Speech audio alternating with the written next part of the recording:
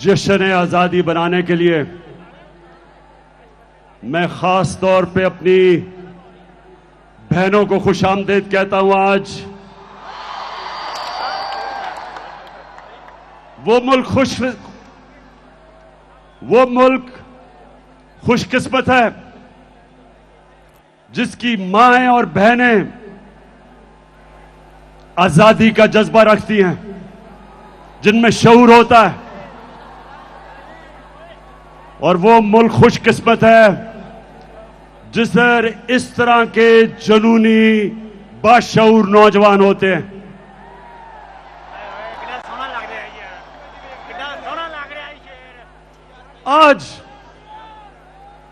آج آپ نے تحمل سے اور بڑے غور سے میری بات سننی ہے. میں نے آج آپ کو حقیقی آزادی کا روڈ میپ دینا ہے، راستہ بتانا ہے. اور میں نے آخر میں ہم نے کیا قدم اٹھانے ہیں حقیقی آزادی کو حاصل کرنے کے لیے، وہ آج میں ساری قوم کو وہ راستہ بتاؤں گا. میرے پاکستانیوں، 4 قسم کی غلامی ہوتی ہے. 4 قسم کی غلامی انسان کرتا ہے. قائد اعظم محمد علی جناح نے ہمیں ایک غلامی سے آزادی دلوائی. میں آج اپنی تقریر کے اندر آپ کو ویڈیوز دکھاؤں گا تاکہ آپ کو سمجھ آئے، میں اپنے آپ کو بہتر طریقے سے آپ کو سمجھا سکوں کہ میں کیا کہہ رہا ہوں. تو میں سب سے پہلے ایک آپ کو چھوٹی سی قائد اعظم کی ویڈیو سنانا چاہتا ہوں جو انہوں نے آج سے 75 سال پہلے کہا. تو میں یہ چاہتا ہوں کہ اس ویڈیو کو چلائیں please. Muslims desire freedom more than anyone else because love for freedom, fraternity and liberty is the lifeblood of their existence. But freedom must mean freedom both from the British exploitation and Hindu domination. 100 millions of Muslims will never agree merely to a change of masters. تو پاکستانیوں، میں اب اردو میں بتاتا ہوں کہ ہمارے قائد محمد علی جناح نے کیا کہا. انہوں نے یہ کہا کہ ہم انگریز کی غلامی سے نکل کے ہندوؤں کی غلامی میں نہیں جانا چاہتے، ہم ایک آزاد ملک میں رہنا چاہتے ہیں. اور انہوں نے بتایا کہ مسلمان ہمیشہ آزادی کے لیے جدوجہد کرتا ہے. کیونکہ میرے پاکستانیوں، جب پاکستان بن رہا تھا تو ایک نعرہ تھا کہ پاکستان کا مطلب کیا، اور میرا تیرا رشتہ کیا. اب لا الہ الا اللہ کا مطلب، یہ میری قوم یہ غور سے سن لو، کیونکہ میں جو آگے آپ کو بتانے جا رہا ہوں ہم نے کیسے مکمل طور پہ حقیقی آزادی حاصل کرنی ہے. یہ یاد رکھیں کہ ہم اللہ سے جب کلمہ پڑھتے ہیں تو اپنا اللہ سے وعدہ کرتے ہیں کہ اللہ تیرے علاوہ ہم کسی کے سامنے نہیں جھکیں گے. اس کو سب سمجھ جاؤ کہ ہمیں بتایا گیا تھا شروع میں کہ صرف پتھر کے بتوں کے سامنے جھکنا شرک ہے. آہستہ آہستہ ہمیں سمجھ آئی. جیسے جیسے میری عمر گزری تو مجھے سمجھ آئی کہ جب بھی اپنے ضمیر کا آپ سودا کرتے ہو اور رائے حق سے ہٹتے ہو اور کسی بھی جھوٹے خدا کے سامنے جھکتے ہو، پیسے کے بت اور سب سے خطرناک غلامی کا بت خوف کا بت ہے جو انسان کو غلام بنا دیتا ہے. اور کبھی بھی ایک غلام قوم اوپر نہیں آ سکتی. غلام صرف اچھے غلام بنتے ہیں. اس لیے بڑی جد و جہد کے بعد، لاکھوں قربانیوں کے بعد پاکستان بنا. میں زمان پاک میں بڑا ہو رہا تھا. لاہور کے لوگوں سنو، اس وقت جو بارڈر کراس کرتے ہوئے قتل عام ہوئی، ہم بڑے ہوتے ہوئے کتنے لوگوں کو جانتے تھے جن کے سارے خاندان قتل ہو گئے، لاکھوں لوگ مرے. ہمارا گھر نہر پہ، زمان پاک پہ.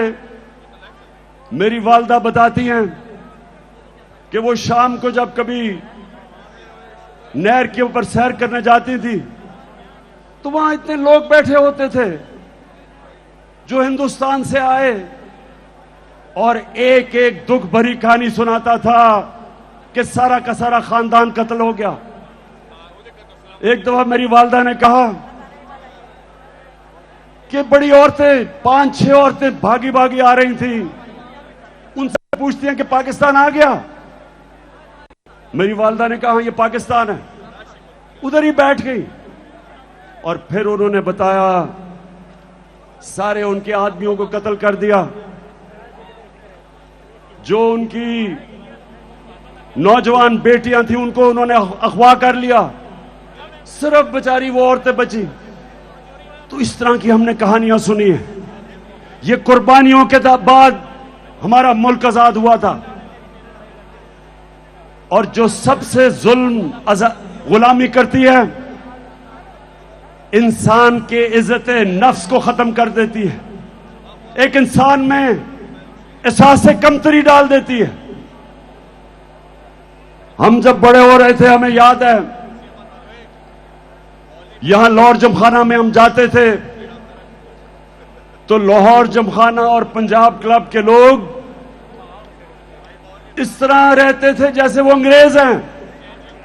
کلبز کے اندر انگریزی بولی جاتی تھی، صرف بیروں کے ساتھ اردو بولتے تھے، اور جب اردو بولتے تھے تو وہ بلاول بھٹو کی طرح بولتے تھے کہ بارش آٹا ہے.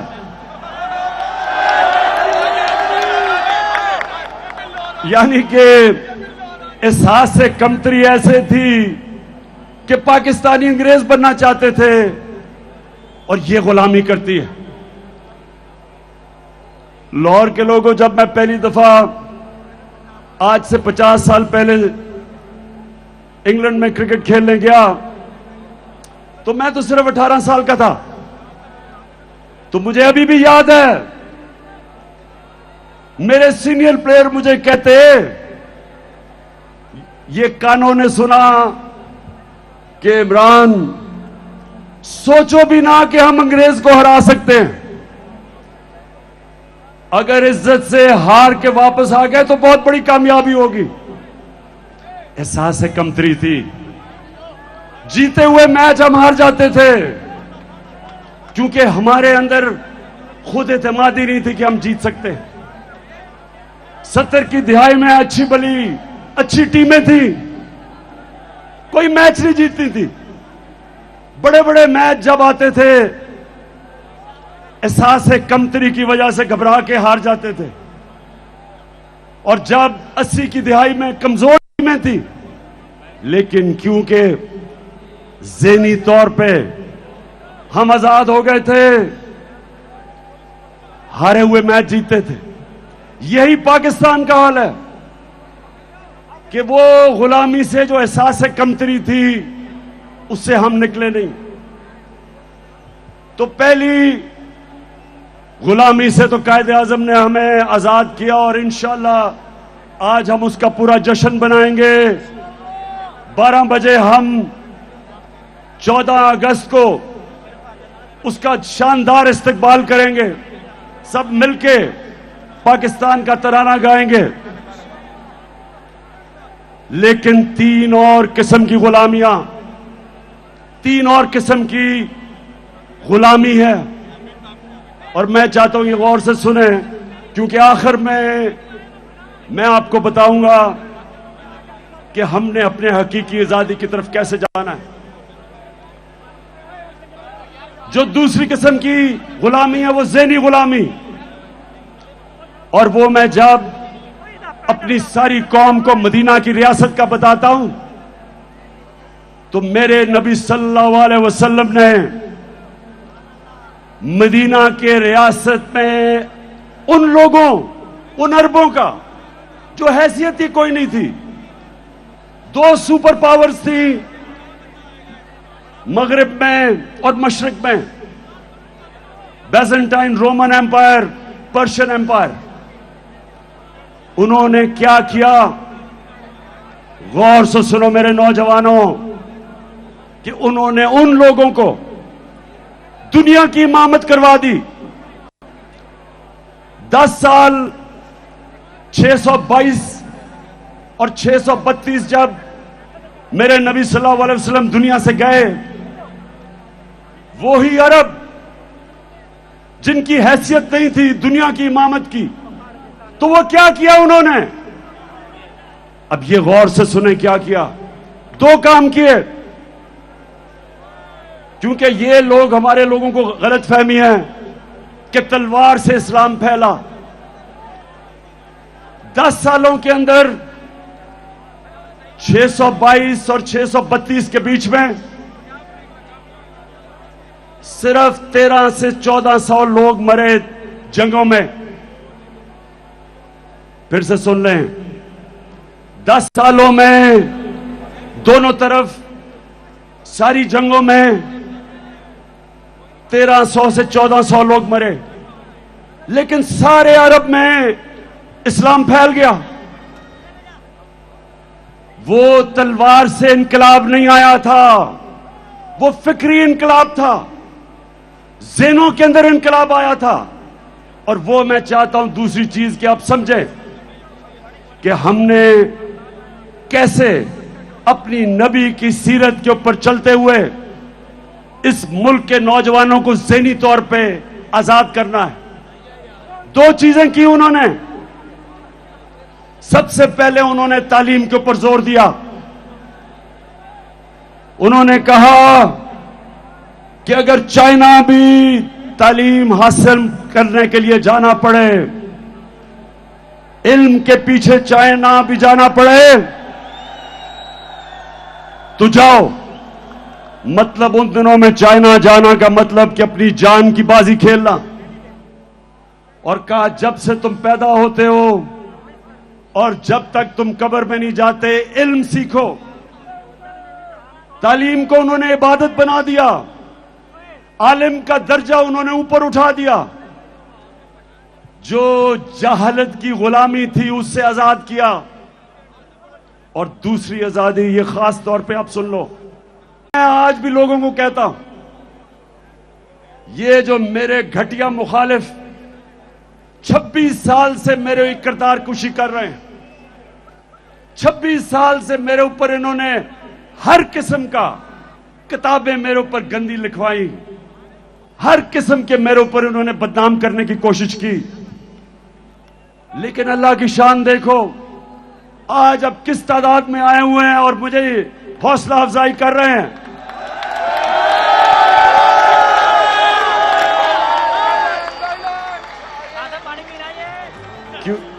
کیونکہ میرے پاکستانیوں، یہ اللہ نے قرآن میں لکھا ہوا ہے کہ عزت اور ذلت میرے ہاتھ میں ہے.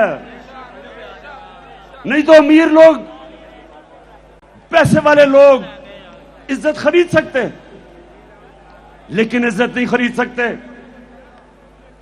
اور نہیں تو کمزور اور غریب ذلیل ہوتے. ایسا نہیں ہے.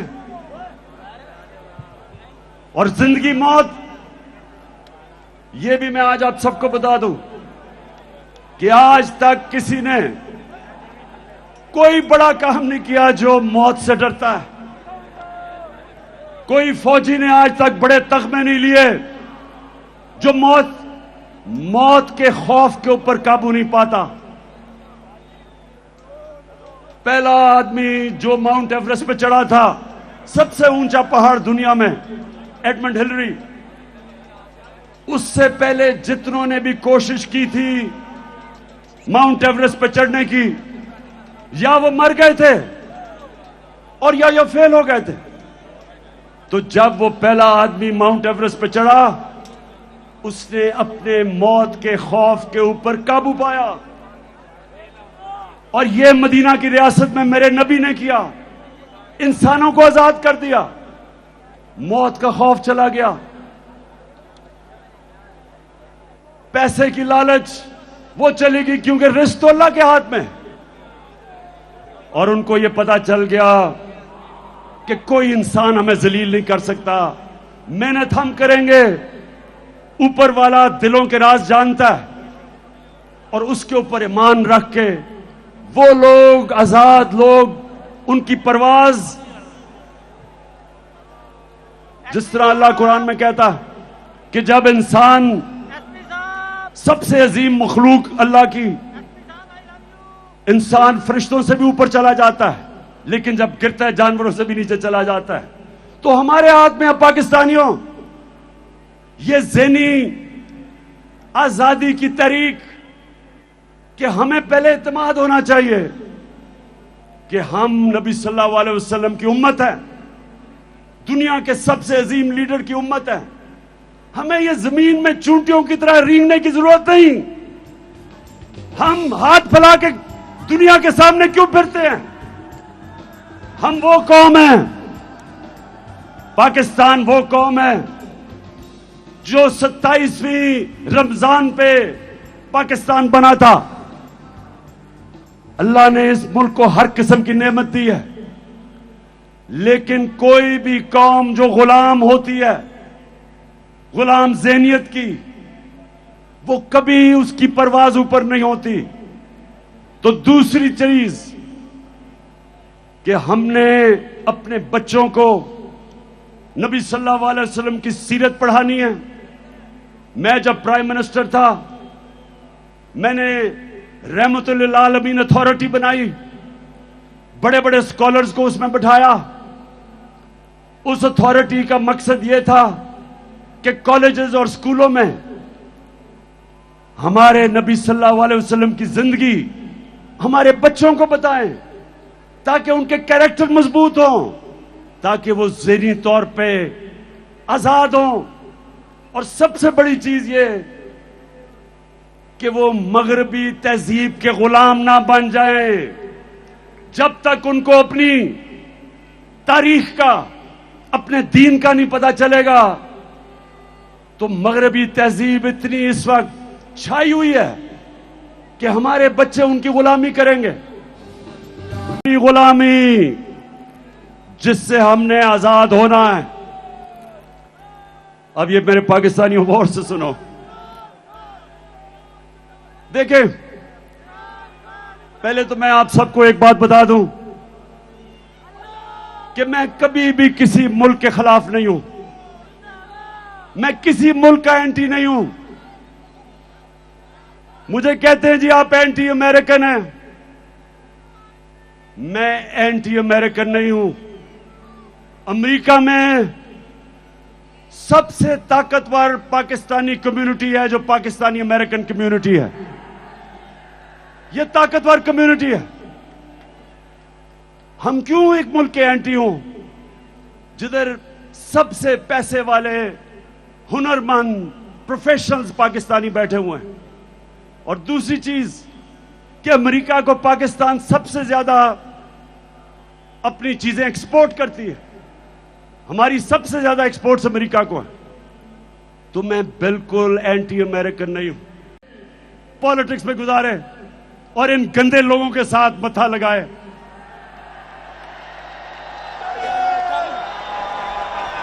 वो इसलिए और वो इसलिए कि पाकिस्तानियों, मेरे मां बाप, जब मैं बड़ा हो रहा था, हमेशा मेरी मां ने और मेरे बाप ने कहा कि तुम्हें अंदाजा नहीं, तुम कितने खुशकिस्मत हो कि तुम एक आजाद मुल्क में पैदा हुए हो। हमारे से पूछो गुलामी क्या थी। अंग्रेज के ऑफिस में जाते थे तो आम जो उस वक्त इंडियंस थे, उनके लिए सिर्फ चंद इंडियंस को बैठने की इजाजत थी। अंग्रेज के ऑफिस में आप खड़े रहते थे, उनकी कैंटोनमेंट थी, उनके क्लब्स थे, वहां कहीं ऐसे लिखा हुआ था कि इंडियंस और कुत्तों को इजाजत नहीं। ये होती है गुलामी। तो मैं बचपन से इस चीज का मुझे एहसास था और मैंने अपने मुल्क में एहसास कमतरी देखी अंग्रेज की गुलामी की वजह से।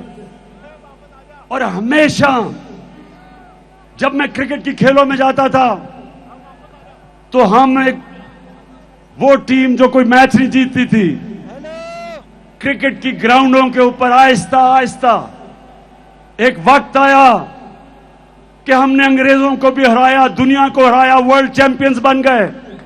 और मुझे फख्र था इस चीज का कि मैंने अपने मुल्क को ऊपर लेके गया। लेकिन मुझे हमेशा अफसोस होता था कि जब मैं अपने हुक्मरान, कोई बाहर से गोरा आता था, उसके सामने हाथ बांध के खड़े हो जाते थे, शर्म आती थी मुझे।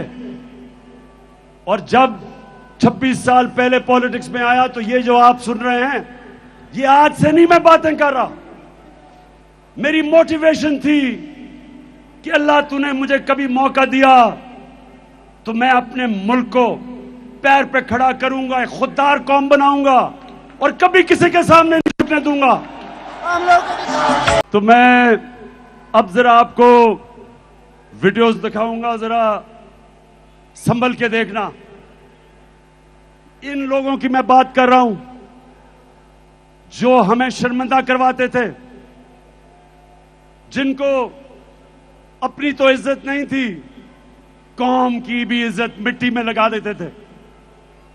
तो सबसे पहले हमारा डिफेंस मिनिस्टर और फॉरेन मिनिस्टर, वो जरा अमेरिका के मुतालिक क्या कह रहा है, जरा दिखाओ। अमेरिका जो है अगर जो है वो चाहे तो इस वक्त पाकिस्तान के लिए इतनी माशी जो है डिफिकल्टीज क्रिएट कर सकता है कि मैं समझता हूं कि हो सकता है हम जो हमारा ऑयल बिल जो है अदा करने के लिए हमारे पास पैसे ना रहे। ऑलरेडी जो माशी हालात जो है हमारे इंतहाई मखदूश हैं।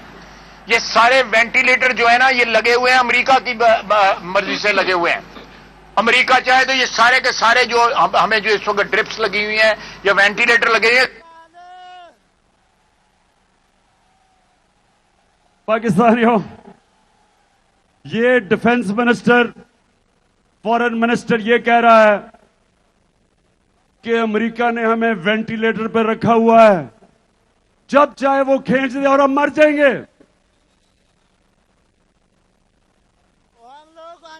मैं पहले तो इससे पूछता हूं कि ये इस नौबत पे लेके कौन आया?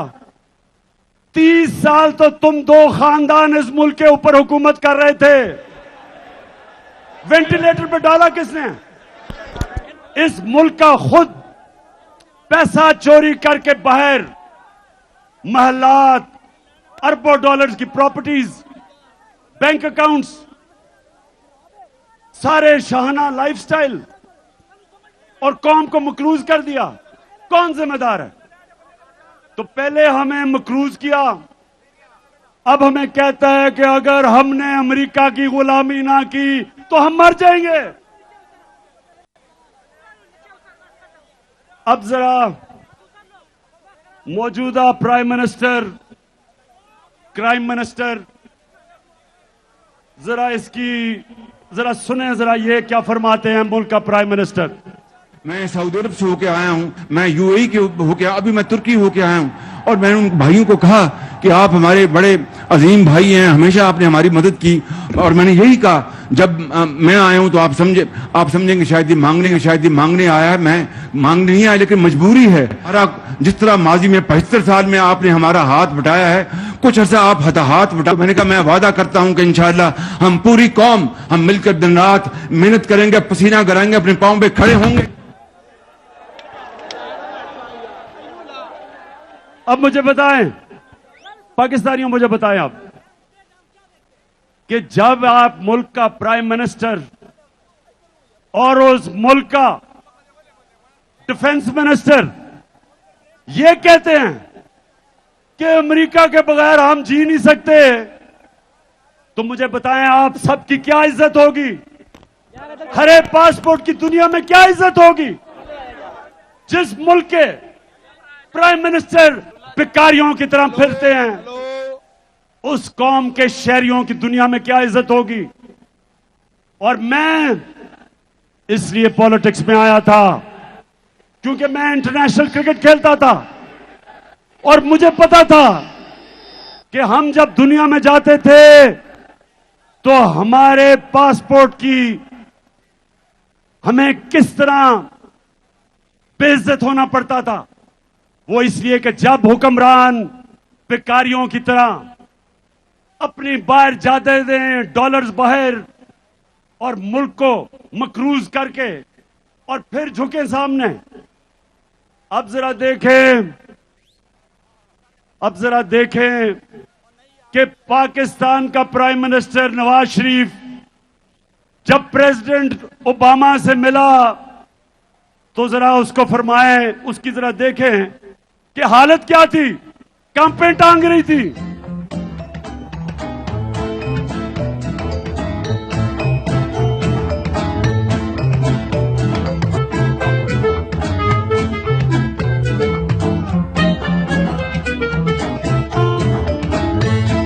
I thank you once again and look forward to welcoming you and Mr. Obama and Mrs. Obama in Pakistan. And Keema and Dal is very इतना घबराया हुआ था कि थैंक यू भी पढ़ के करना पड़ा, कहीं गलती ना हो जाए, आका नाराज ना हो जाए। तो पाकिस्तानियों, अब जरा मैं सिर्फ एक और आपको वीडियो दिखाना चाहता हूं, फिर से आप ये गलत फहमी में ना हो कि मैं आज ये बातें कर रहा हूं, ये मैं जब से पॉलिटिक्स में हूं ये बातें कर रहा हूं मेहर का। ये जरा देखें ग्राउंड रियलिटी के ऊपर, what do you think will happen? Mehar, ground reality, अगर आप ग्राउंड रियलिटी पे चलना है तो चुप करके गुलाम बन जाते हैं। अंग्रेजों से क्यों इतनी कोशिश की थी आजादी लेने के लिए? वो बेहतर, उसी कम से कम गवर्नेंस सिस्टम से बेहतर था, हालात तो बेहतर थे, ट्रेनें चलती थी, यूनिवर्सिटीज बेहतर थी, तालीमी निजाम बेहतर था, लॉ एंड ऑर्डर बेहतर था, करप्शन नहीं थी। तो ये आजादी लेने की हमें जरूरत क्या थी? फिर जमीनी काय करके हाथ खड़े करके कहें जी आपके हम गुलाम है, जो करना कर लें। आप फैसला कर ले, फिर क्या कहना है? या तो आप फैसला करें कि आप एक आजाद मुल्क की तरह रहना चाहते हैं, खुददार मुल्क, एक बाइज्जत मुल्क, या ये बेशर्मी की तरह जिल्लत उठानी पड़ती है, वहां से हर दूसरे दिन गोरा आके झाड़ा देके चला जाता है और डू मोर करके जाता है कि और अपने लोगों को मारो। ये कोई जिंदगी है? मैं आपको ये बता दूं कि अगर आप इस जिंदगी से मुतमईन है तो आप हो। मैं ये जमीनी इकाई कबूल नहीं करता।